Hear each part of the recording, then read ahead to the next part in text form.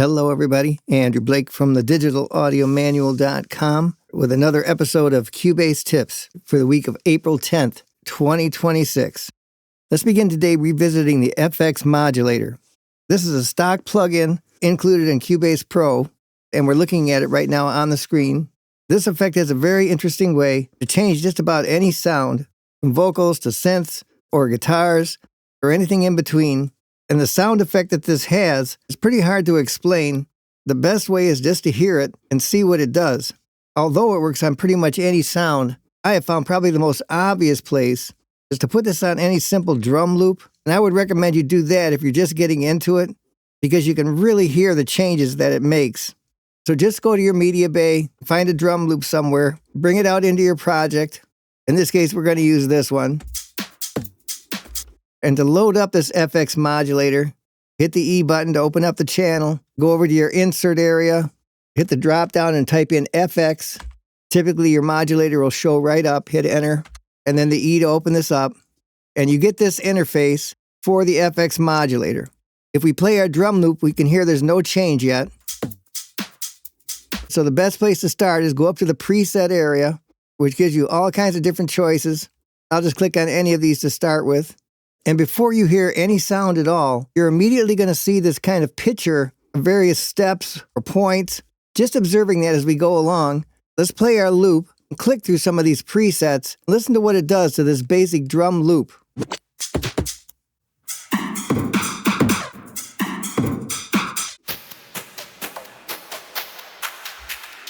Some of these can be very drastic in how they sound. You'll hear combinations of reverb, chorusing effects. The sound will get pitched in different ways. This thing really changes the sound around to something completely different than what it started as. As you begin looking at this and trying to understand how it works, you can see a little dot that's kind of moving through this line, and this is representing how the sound moves along.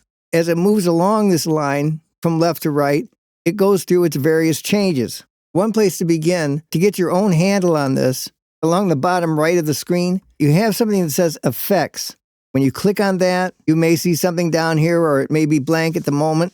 If you go to this button that says Add a Module and click on that, all these different things light up that say chorus and flanger, filter, width, just all kinds of basic effects. These are the building blocks that you use in this FX Modulator. If you look at this window up on top, initially it says, please load an effect module. That's telling us that we can't really do anything until we've clicked on one of these colored buttons that stand for a different effect.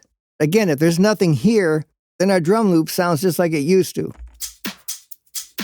But the minute we go down and click on one of these effects, let's choose this one that says filter for an example, it immediately draws this line across our screen. And it has this one little point in the middle.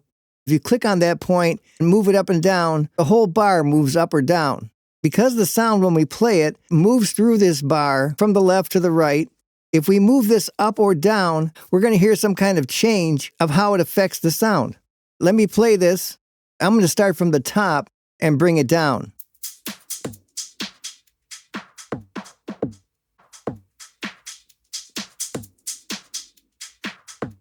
You can hear that as I pull this line down, you get more of that filter kind of sound. And that's really the whole concept, is that as the sound changes, this line is going to move up or down and cause this filter to engage. The way you move it up or down is you add various different points in here. And you can add the different points by simply double-clicking someplace, and then you can pull that down, and you see it makes this kind of ramp. Listen to what happens as I pull this new point down here. And how it becomes interesting is the way you add these various points.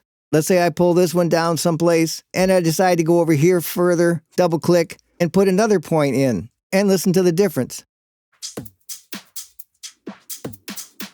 And you can just continue adding these various points, and very quickly you're going to get a complete change in very basic sounds.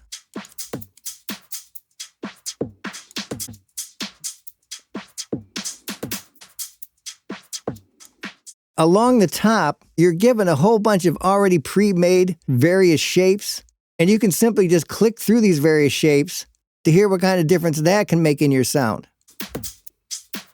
Some of them are more drastic than others. Some of them are more rhythmic. If you want to remove any of these effects, come down, hit the little X in the upper right corner, and hit remove. Another way to begin understanding all the different sounds you have here is click through any one of these modules, and as you play your sound, just drag the line up or down. This lets you audition how each one of these effects will modify your basic sound. Let's say I go to the overdrive, click on that, and as I drag it towards the top, because the sound is moving from the left to the right on this bar, as you move these points, you're dragging this line higher or lower, but instead of just going straight across, it goes higher or lower at different points. And that's what causes this drastic sound change as it moves along. Once you've either used one of these predefined shapes or drawn one of your own by adding different points, come down to this toolbar area and you have another set of various ways to alter the sound. This first button allows you to duplicate the curve you're looking at. So whatever is drawn here now is going to go twice. Or you could duplicate it again. Immediately getting some interesting changes. You can undo it or redo it with these buttons. You have the option to move the curve, nudging it, which is going to change how it affects over the beat. Just a couple of clicks one way or the other can totally modify that sound. Next to that, you have a button that changes it vertically, where your high points switch to the low points. Or you can flip it horizontally, so the left becomes the right.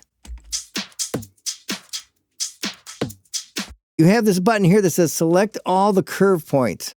Then you can move the whole curve if you want by dragging it.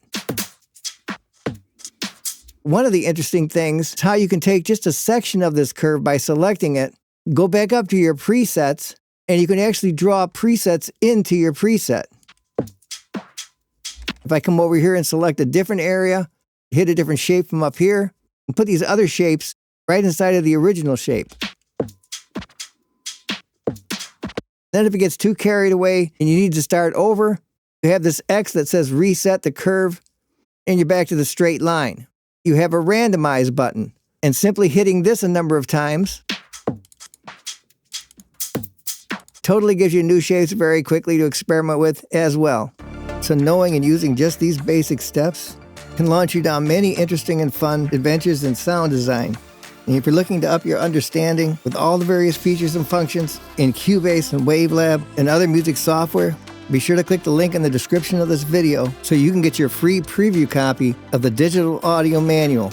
This allows you to look over all the different subjects that are waiting there for you so you can see how to get closer to being an expert. As always, it's great to have you here. Thanks for watching, and I will see you on the next video.